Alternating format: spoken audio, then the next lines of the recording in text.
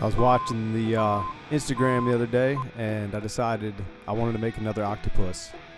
I saw some work done by a guy named Alan Williams, and he did an incredible job. It was inspired me to make another one with a little bit different flavor than my normal.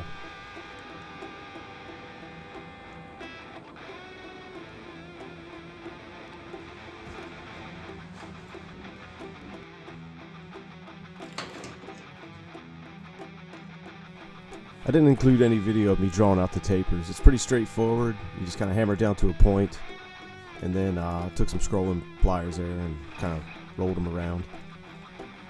Also, I really love having the sketch on the table. It helps you organize your thoughts and get the the right size, proportions, and things, and then you just kind of make things meet it. It's never perfect, but it gives you a good direction to travel.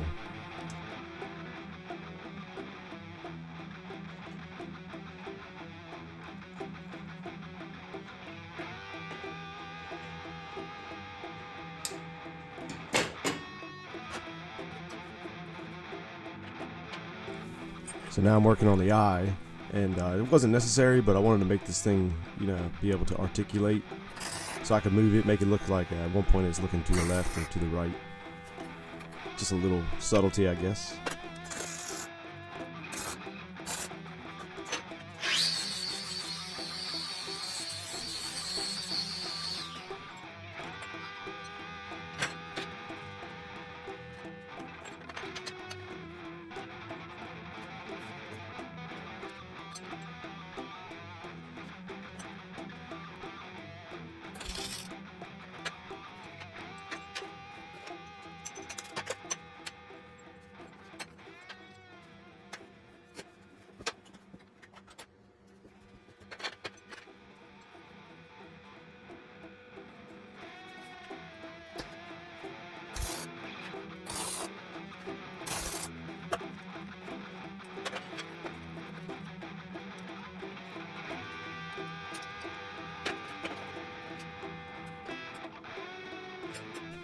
So I'm working on the head here, and I wanted to put the tacks on the inside. I didn't really want to have much visible weld on this particular sculpture, but I tried to reach in the inside, but because it's rolled, it was a pretty far distance away, so I just settled on tacking the outside surface. So I went with kind of a pattern, so it would be so it still kind of flow.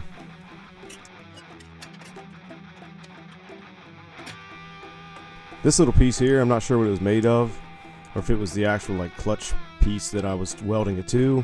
Might have had some paint or grease, but I got a ton of porosity, and it's like it did not want to fuse to it, so I had to kind of build up around it, and it looked just like trash, so I didn't get too excited about it. I probably should torch braze that or something on there, some kind of filler that would kind of go between silicone bronze or something, but it's probably fine for what that is. It's not load bearing, it's just cosmetic. As I'm rewatching this footage, I'm kind of thinking back, and the other day I had a conversation with my aunt, and she had mentioned that, how do you get all that rust off and so forth. So little things that I do without thinking about it, it's natural to me, that I've learned over the years. I tend to forget that onlookers and things might have no idea. So if you have any questions about anything you see, I'd be happy to answer those questions.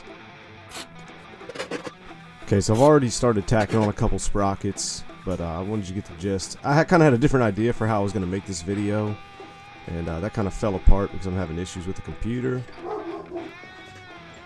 There's my dog in the background.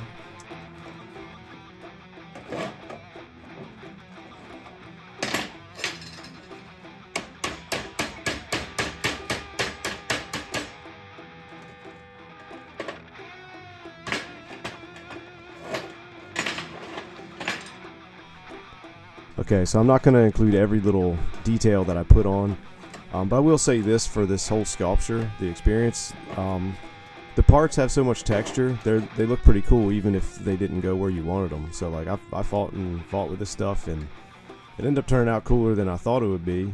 And it does a lot of the work for you, just because of the different shapes and so forth. I did lose some footage of basically building the face and getting the legs put on, so it kind of shot forward right here. I have had some issues with my computer and my phone communicating and so forth. Seems like some of the bigger files didn't make it in, so I'm just trying to do the best with what I have right now. Alright, my creative process is as follows. I spend probably just as much time thinking about what I'm building as I do actually building. Right? I spend more time thinking about it than I actually do building. I'll sometimes stand and just like stare off into space, and I'm thinking about what piece needs to go where and how it needs to be, long before I ever actually get the motivation to cut the material and weld it onto it. So yeah, if you were just like walking by and looked in, I just looked like I was zoning out. So that's definitely something I do. I don't know if everybody does that. Other art, maybe it's just an artist thing. I don't know, but it's definitely me. I also tend to ponder on what my buddy Russ calls deepities. Like the other day, I was thinking the octopus is like the owl of the ocean, or like your echo is just your shadow's voice.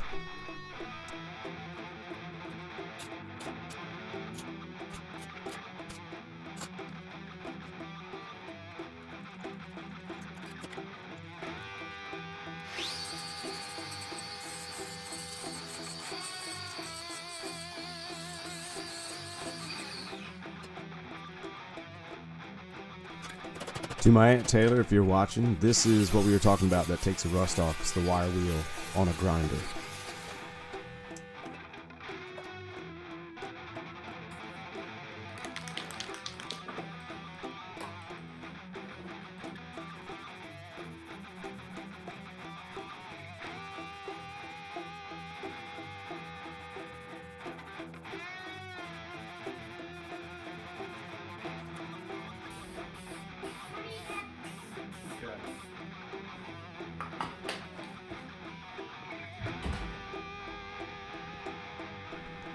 Alright, so this concludes this session. It's been fun. Again, I'd like to thank Alan Williams for the inspiration. And you can check him out on Instagram. It's Alan Williams Metal Artist. Alright, if you want to give an introvert a little self-esteem, hit that like button. Alright, thanks.